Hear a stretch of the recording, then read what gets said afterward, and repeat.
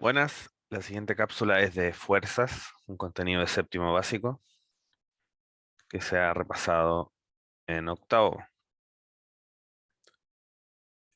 Vamos allá. Una definición bien simple, bien básica. ¿Qué es una fuerza? Es la acción que un cuerpo ejerce sobre otro y que puede generar cambios en la forma de un cuerpo o en el movimiento de éste. ¿Ya? Las fuerzas tienen distintas características. Vamos acá a mencionar lo que tiene que ver con magnitud y la forma de representar las fuerzas. Lo primero es que la unidad de medida de fuerzas es el newton, ¿ya? Se representa con una letra N mayúscula. Esa es la unidad de medida de fuerza. Así como la unidad de medida de masa son kilogramos, la de volumen litros, etcétera. La medida de fuerza son los newtons. Para representar una fuerza, bueno, tenemos que tener clara la magnitud, la dirección y el sentido de la fuerza. Gráficamente esto se realiza mediante una flecha a la que denominamos vector. ¿Ok? ¿A qué se refiere la magnitud? A la intensidad de la fuerza. Básicamente, ¿qué tan grande es la fuerza? ¿A qué se refiere la dirección? Se refiere a la línea de acción del vector, al ángulo, al eje en el que está actuando la fuerza. Por ejemplo, si yo empujo algo por el suelo, ¿cierto? A nivel horizontal, yo empujo algo, el eje de acción o la línea de acción es horizontal. La fuerza se está aplicando de manera horizontal. Pero, por ejemplo, si yo levanto algo del piso y lo sostengo en el aire, eso es otro eje, es el eje vertical, ¿ya? Es distinta la forma de actuar de la fuerza en ese caso. Entonces la dirección puede ser vertical, puede ser horizontal, ¿ya? Y el sentido, te lo indica la punta de la flecha y tiene que ver hacia dónde se está ejerciendo la fuerza. Si tú empujas algo, lo estás empujando hacia la derecha, hacia la izquierda, hacia el norte, hacia el sur, etcétera. Eso es el sentido. No confundirlo con la dirección. Repito, si tú levantas algo de la mesa y lo sostienes en el aire, la fuerza que estás haciendo está en el eje vertical. ¿Ok? Si tú empujas algo en el piso, estás en el eje horizontal. Son distintas direcciones. Pero el sentido tiene que ver si tú la empujas hacia la izquierda a la derecha, por ejemplo, en el piso, en el suelo, y en el caso del eje vertical, si tú lo estás moviendo o sosteniendo algo hacia arriba o lo estás tirando hacia abajo, ¿ya? Hacia dónde se dirige ese vector, esa fuerza. Un resumen de ciertas fuerzas que deben dominar más, o como mínimo deben dominar. La fuerza de gravedad, por ejemplo, cuando un cuerpo de gran masa, en este caso un planeta, ejerce fuerza de atracción sobre los cuerpos de menor masa, eso es lo que conocemos como peso, lo que se ve en cuarto básico. El peso es una fuerza, ¿ya? No es lo mismo que masa. Recordar que la masa se refiere a la cantidad de materia de un cuerpo. El peso es una fuerza y tiene directa relación con la gravedad. La fórmula de peso, para calcular peso, es masa por aceleración de gravedad. O sea, los kilos de un cuerpo multiplicados por la fuerza de gravedad del planeta o del lugar, ¿ya? Y como es una fuerza, ¿en qué unidad se expresa?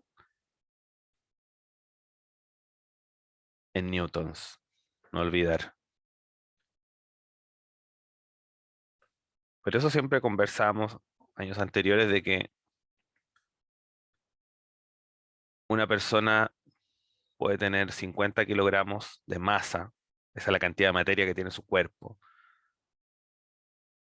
Y yo les hacía la pregunta, si esa persona que está ahora en la Tierra tiene 50 kilogramos de masa, yo les preguntaba si esa persona iba a Júpiter. Yo les preguntaba, ¿su masa cambia?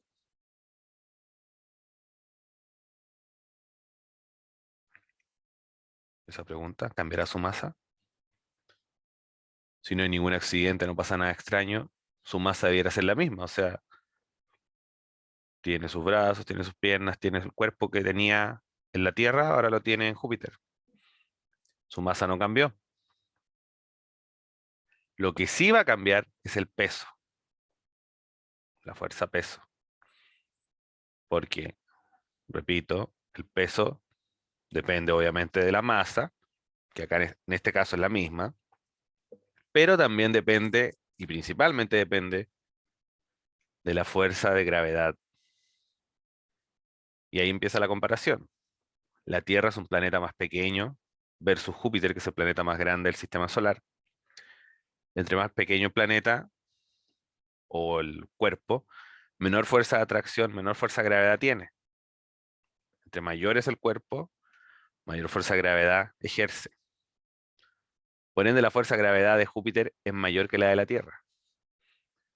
Entonces, si esta persona de 50 kilogramos en la Tierra y en Júpiter está lo mismo, tiene la misma masa, si comparamos el peso de esa persona en la Tierra, comparamos con el peso de la persona en Júpiter, se va a dar cuenta de que su peso es mayor en Júpiter, porque Júpiter tiene mayor fuerza de gravedad. Por ejemplo, si aproximamos la fuerza de gravedad de la Tierra al número 10 y la persona tenía 50 kilogramos de masa, dije que la fórmula era multiplicar la masa por la aceleración de gravedad. Entonces, multiplicamos 50 por 10. Eso nos da 500. ¿500 qué? 500 newtons. Ese es el peso de la persona en la Tierra. ¿Ya? Pero si lo llevamos a Júpiter,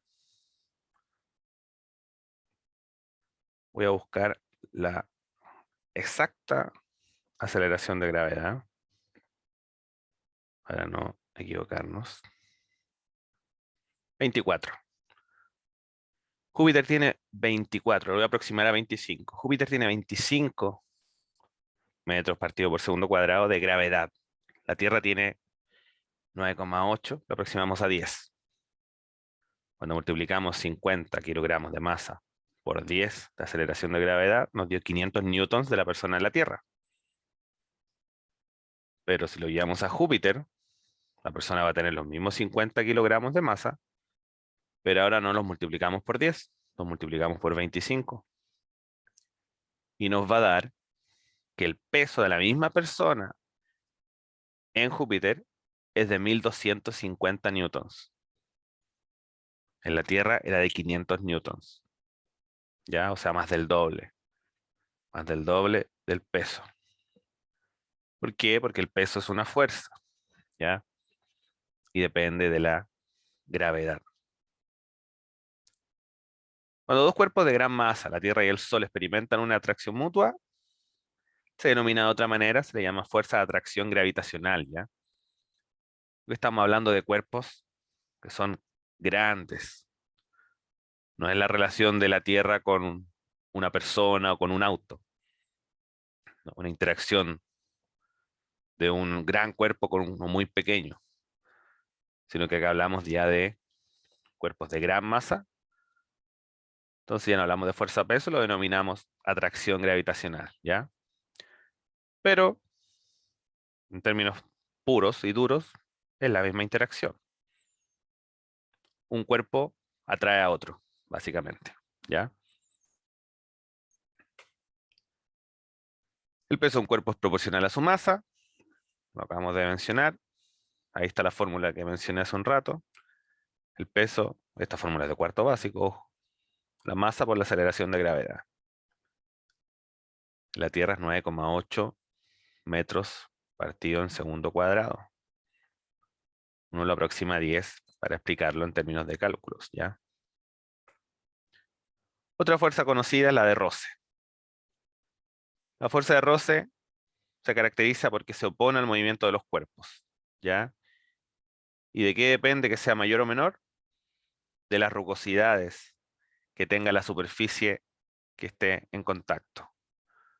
Por ejemplo, no es lo mismo deslizarse con zapatilla, con zapatos, o caminar, para hacerlo más concreto, en un piso de cemento en la calle, que caminar en una pista de hielo de patinaje, ¿cierto? Uno en la pista de patinaje con zapatos normales no puede mantenerse en pie, se resbala y se cae. No hay agarre del calzado con la superficie, no hay tracción, no hay roce, ¿ya? ¿Por qué? Porque la superficie del hielo, ¿cierto? Tiene muy pocas rugosidades, tiene muy pocas ondulaciones. Entonces, no se genera una gran fuerza de roce, de agarre. En cambio, el cemento de una calle, aunque quizás no lo percibamos tan claramente a simple vista, tiene muchas rugosidades. Y eso permite que la fuerza de roce sea mayor y nos permite tener un agarre. Esto respecto a caminar. Veamos otro ejemplo. Una caja, un closet, que son pesados, son grandes. Intentemos moverlo en la calle. Un closet que no tiene ruedas, obviamente. Intentemos moverlo en la calle de cemento. ¿Será fácil moverlo? La respuesta es no, ¿cierto? No es fácil moverlo. Pero llevemos ese mismo closet a la pista de hielo. ¿Será fácil moverlo? Comparativamente, es más fácil moverlo, ¿cierto? Por lo mismo que dije antes. La fuerza de roce se opone al movimiento de los cuerpos y depende de la rugosidad de la superficie. Entre más lisa, menos roce. Entre más rugosa, más roce. El hielo tiene pocas rugosidades, es más liso, a nivel, quizás si queremos llamarlo microscópico, porque el ojo humano a veces no percibe esas diferencias, y se nota porque es fácil empujarlo. En cambio, en el pavimento de la calle no va a ser fácil, ¿ya? El roce es mucho mayor. Se opone al movimiento, nosotros queremos mover el closet, pero la fuerza de la superficie por el roce nos dificulta o impide derechamente que lo movamos, ¿ya? Hay varios tipos, no me voy a alargar tanto en esto. Me interesa más que comprendas el tema de qué es la fuerza de roce y cómo se genera, pero hay distintos tipos, ¿ya? Voy a mencionar rápidamente.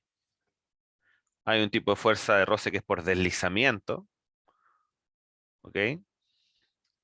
Hay tipos de fuerza de roce que son por rodamiento, y hay un tipo de fuerza de roce en fluidos. El primero, ¿a qué se refiere? Cuando dos superficies sólidas se deslizan una sobre otra. Por ejemplo, la caja que empujamos por el pavimento. Es un roce por deslizamiento, ¿ya? Aquí no hay ruedas, son dos superficies sólidas. Es un tipo de roce por deslizamiento, ¿ya? Cuando yo quiero, la caja está quieta, ¿cierto? O en este caso, el closet está quieto en el pavimento y yo lo intento mover, en ese momento hay un roce estático, porque aún no lo puedo mover. Estático se refiere a que está quieto, ¿cierto? Pero cuando ya lo logro mover, sigue actuando el roce, la fuerza, sigue actuando, pero se denomina cinético o dinámico. Cinético tiene que ver con el movimiento, ¿ya? Pero enfócate más en esto. Por deslizamiento, dos superficies sólidas se deslizan una sobre otra. El closet sobre la calle. La fuerza de roce por rodamiento, bueno, se aplica básicamente a las estructuras que son esféricas, como una rueda de una bicicleta, de una moto, de un auto, una pelota, ¿cierto? Porque si te imaginas un closet o una caja, hay una gran superficie que está en contacto con el piso. Gran parte de la caja o del closet está en contacto con el piso. Pero si vemos una rueda de una bicicleta o de una moto,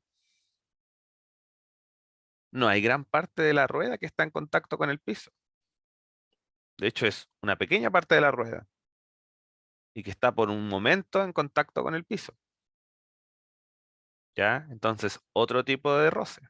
Se denomina roce por rodamiento. La invención de la rueda, lo habrán visto en historia, años anteriores, fue un gran cambio en la humanidad. El hombre primitivo, ¿cierto? Permitió bastantes avances, sobre todo en transporte y construcción y un montón de otros temas, arquitectura. Porque en vez de empujar algo, arrastrarlo, el humano se dio cuenta que si yo hacía unas esferas, las ruedas, ¿cierto? Y sobre eso ponía la carga que quería llevar, necesitaba mucho menos fuerza para moverla. ¿Por qué? Porque aquí hay menos roce, ¿ya? Porque solo una pequeña parte de la rueda o de la pelota está en contacto con la superficie. En cambio, en el deslizamiento, las superficies que están en contacto son más grandes. Dificulta el desplazamiento si es que estamos hablando de mover algo, ¿cierto? Y tercero, en fluidos. Cuando deslizamos un cuerpo sólido a través de un fluido. Recordar que los fluidos son líquidos y gases, ¿ya? Tienen fluidez, se denominan fluidos. O sea, sus partículas tienen un movimiento progresivo. Tienen movimiento. En un sólido las partículas no se mueven, solo vibran, ¿ya? Por ejemplo, uno se tira a una piscina, un piquero, ¿cierto? O ingresa en ella de distintas maneras, pero fuerte. Uno no va directo al fondo, ¿cierto? Uno no es que termine de un viaje golpeándose en el fondo de la piscina, sobre todo si es una piscina grande, profunda. El agua te frena. Los clavadistas en los Juegos Olímpicos hacen un clavado de una gran altura y no se golpean en el fondo de la piscina. Podría morir inclusive. Sino que el agua los frena, les quita la velocidad y evita que sigan esa trayectoria. Eso es debido a que hay un roce, ¿ya? El roce, recuerda que es la fuerza que se opone al movimiento. Entonces el agua ejerce una fuerza contraria a la dirección que tiene este clavadista. Lo mismo en fluidos de tipo gaseoso. Yo siempre el ejemplo que les doy es cuando uno va en un auto, en la carretera, ¿cierto? Y uno saca la mano. Uno saca la mano. ¿Qué pasa con la mano? La mano se va hacia atrás, ¿cierto? El aire la empuja hacia atrás. Ahí también hay roce. ¿Cómo son los autos de carreras? ¿Son cuadrados, bien anchos? ¿O son bajos, bien redondeados, aerodinámicos? Puedes compararlos si ves fotos. Un camión no es aerodinámico, pero un Ferrari sí lo es, ¿ya? Porque el aire también frena el movimiento del auto. Y si yo tengo un auto de carreras, quiero evitar eso, porque quiero tener más velocidad y que no me frene el aire al avanzar. El camión le da lo mismo eso, porque el camión lo que necesita es tener resistencia y capacidad de cargar cosas en él, ¿cierto? No necesita andar no puede y no necesita andar a 300 kilómetros por hora. Lo que importa es que pueda soportar grandes cargas. En cambio, el Ferrari necesita moverse rápido, no tiene espacio para carga, ¿ya? Ahí tenemos algunos tipos entonces de fuerzas de roce. La fuerza normal se refiere a una fuerza que ejerce la superficie sobre los cuerpos, ¿ya? Es perpendicular a la superficie. ¿Recuerdas que es perpendicular a la superficie? Cuando se forma un ángulo recto, un ángulo de 90 grados. Por ejemplo, en términos de calles. Si uno tiene dos calles que, como pensamos en el colegio, una calle sería Chillán, ¿cierto? Hacia el poniente, la calle que sigue se llama Chacabuco. Esas calles, que las podemos pensar como líneas, son paralelas. Son dos líneas equidistantes que no se tocan en ningún punto. Pero si pensamos ahora en Chillán con los Palacios,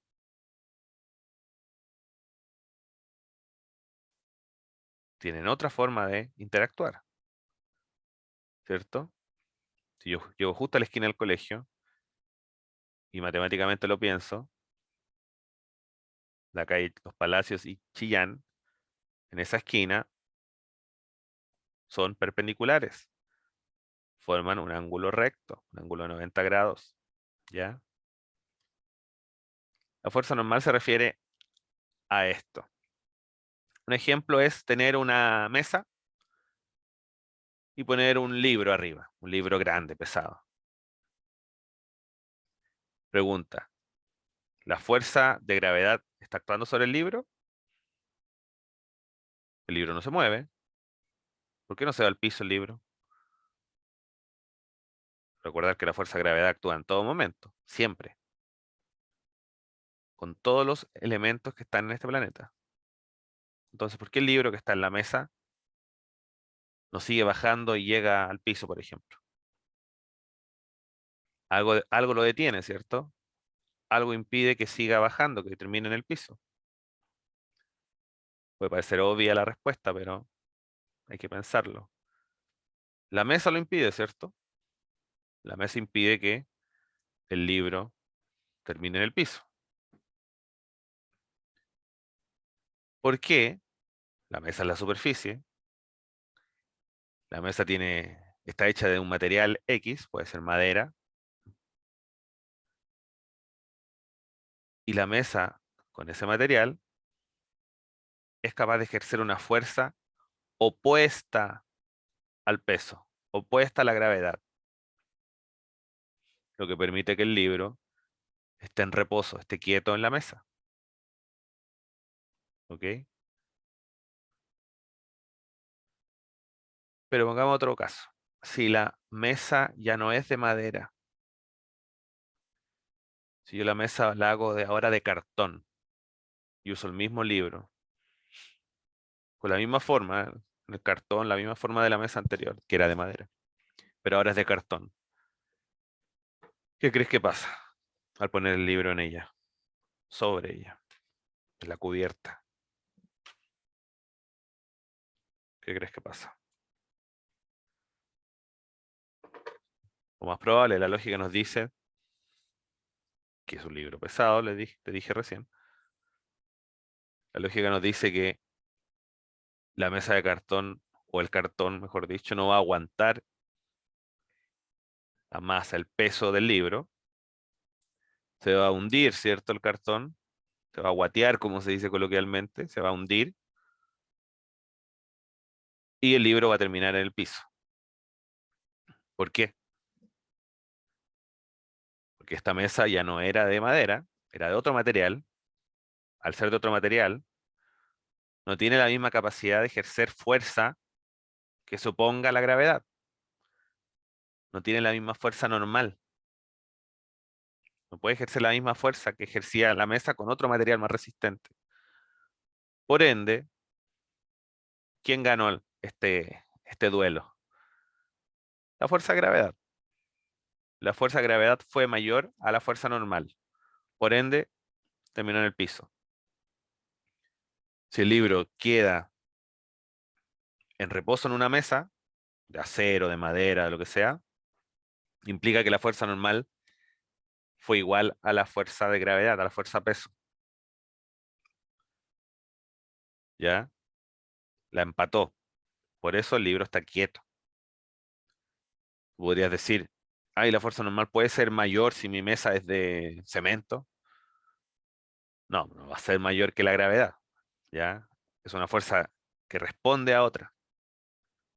Porque si fuera mayor, quizá el libro empezaría a flotar, ¿cierto? A levitar como Harry Potter. Pero no se trata de eso, sino que la iguala, ¿ya? Y si es vencida, bueno, el objeto cae, ¿ok? Bueno, las fuerzas elásticas o restauradoras, bueno, tiene que ver con los materiales elásticos, ¿ya? De la ropa, etcétera. Cuando se aplica una fuerza externa sobre un material elástico, ojo con esto, este material opone una fuerza de igual magnitud, o sea, una fuerza igual de grande, pero en sentido contrario a la deformación. Aquí quiero llegar. Tú estiras un elástico, lo sujetas con una mano y con la otra lo estiras. Lo que te está diciendo ahí es que el elástico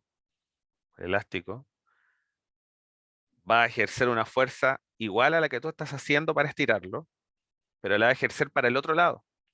Cuando tú lo sueltes, el elástico se va a devolver con la misma fuerza con que tú lo estabas estirando.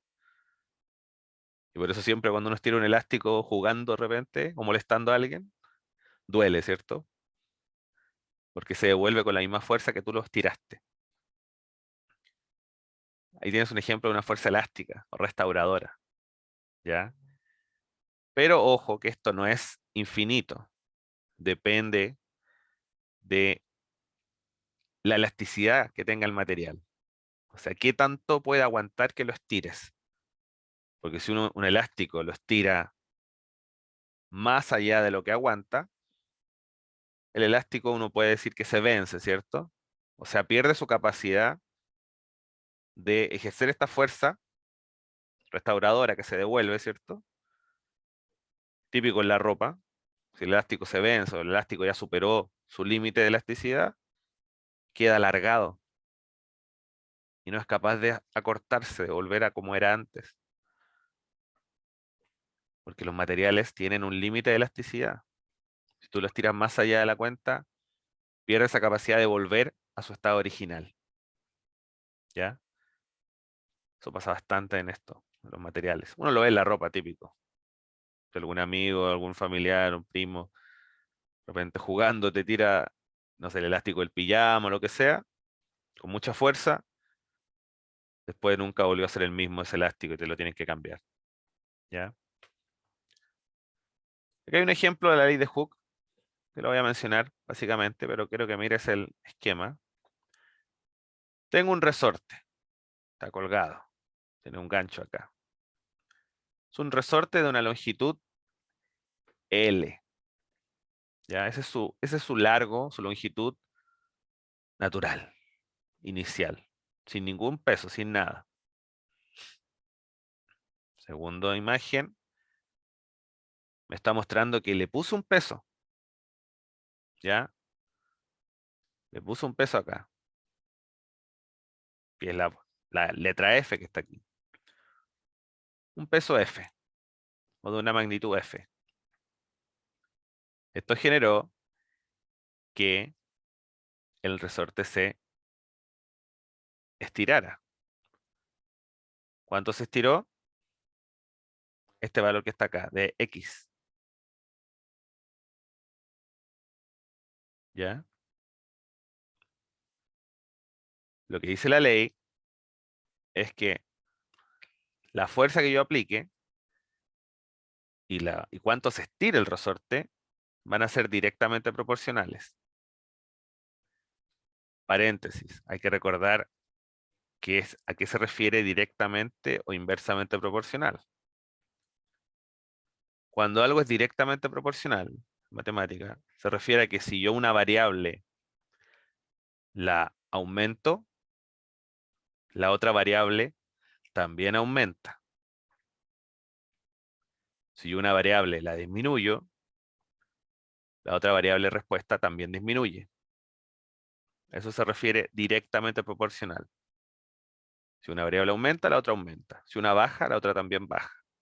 Porque inversamente proporcional se refiere a que cuando yo una variable la aumento, la otra variable disminuye. Y al contrario, si una variable la disminuyo, abajo, la otra variable sube. Por eso se llama inversamente proporcional. ¿Ya? Es un concepto que tienen que manejar. En este caso te está diciendo que el peso que yo aplique acá y el estiramiento, la elongación del resorte son directamente proporcionales, ¿ya? Veamos de nuevo entonces. Desde el inicio, tengo el resorte, sin ningún peso, sin ninguna fuerza aplicada. Le aplico un peso, le aplico una fuerza F, y se estiró X centímetros, X metros, da lo mismo. Se estiró X, se elongó X. La ley de Hooke me dice que son directamente proporcionales el peso y la elongación. Entonces, ¿qué hicimos acá? Puse un peso que es el doble del que había acá al centro. Es 2F. Y si te dijeron al comienzo de que son directamente proporcionales, si yo aumenté el doble el peso, ¿qué debería pasar con la elongación, con el estiramiento del resorte? Acá te está diciendo que se estiró el doble de lo que se había estirado en el caso anterior. Te lo está mostrando las letras. Un peso F se estiró X. Con un peso 2F se estiró 2X. Podemos llevar los números. Si este peso lo voy a expresar en kilogramos como masa, ya para que me entiendas. Si yo le puse un peso de 10 kilos, una masa de 10 kilos, un bloque de 10 kilogramos, el resorte se estiró 10 centímetros. Si yo le puse un bloque ahora de 20 kilos, ¿cuánto se estiró ahora el resorte en total? 20 centímetros. El doble que en el caso anterior. Y si yo pusiera un bloque de 30 kilos, lo que me dice la ley, es que el resorte se estiraría 3X, o sea, se estiraría 30 centímetros. ¿Te fijas? Y así sucesivamente, hasta que uno alcance, lo que te dije antes, el límite de elasticidad del material. Porque si le pongo un peso más grande de lo que aguanta, el resorte ya no va a cumplir con esta ley, no va a ser capaz de estirarse o volver al estado original, ¿ya? Todos los materiales tienen un límite de elasticidad, ¿ya? Aquí está la fórmula, que es lo mismo que te expliqué, pero en términos matemáticos, para que la puedas ver, la tengas de referencia, si es que la ven en media. Pero el concepto es lo que está acá, ¿ya? Algunos ejemplos típicos, ¿cierto? Amortiguadores en los autos. Aquí tenemos dinamómetros que te permiten poner un peso, ¿cierto? Medir un peso, una masa muchas veces. en relación al estiramiento de un resorte. En palabras simples, uno va a la feria y muchos de los vendedores tienen un aparatito como este, donde cuelgan, ¿cierto? Una especie de soporte y ponen una bandeja cuando te pesan o te masan las papas, ¿cierto? Las manzanas, lo que tú quieras llevar. Y hay un resorte que sostiene esa bandeja. Entonces tú pones X cantidad de manzanas, son los X centímetros que baja el resorte, y eso tiene que ver con hacia dónde se mueve la flecha que te indica los kilogramos de lo que estás llevando. ¿Ya? Son aplicaciones que tiene esta ley. ¿Ya? Esta sería la cápsula entonces de fuerzas. Bien, bien resumida. Pero siempre recuerda que los conceptos fundamentales son los que quedan. La memoria es frágil. Muchas veces ustedes, los alumnos, pueden aprenderse muchas cosas para una prueba, pero a uno se le van olvidando las cosas, ¿ya? Sobre todo si a veces no las entiende tan bien. El tema es que tengan presentes los conceptos clave, que eso no se olviden. Porque uno siempre puede recurrir a un libro para ayudar a la memoria y recordar ciertas cosas, ¿ya? Pero los conceptos claves siempre hay que tenerlos. Saber qué es una fuerza de roce, saber qué es la fuerza normal, saber qué es la fuerza de gravedad, conocer cómo funciona la fuerza elástica, al menos superficialmente, para ya ubicarte en, en toda esta materia, ¿ok? De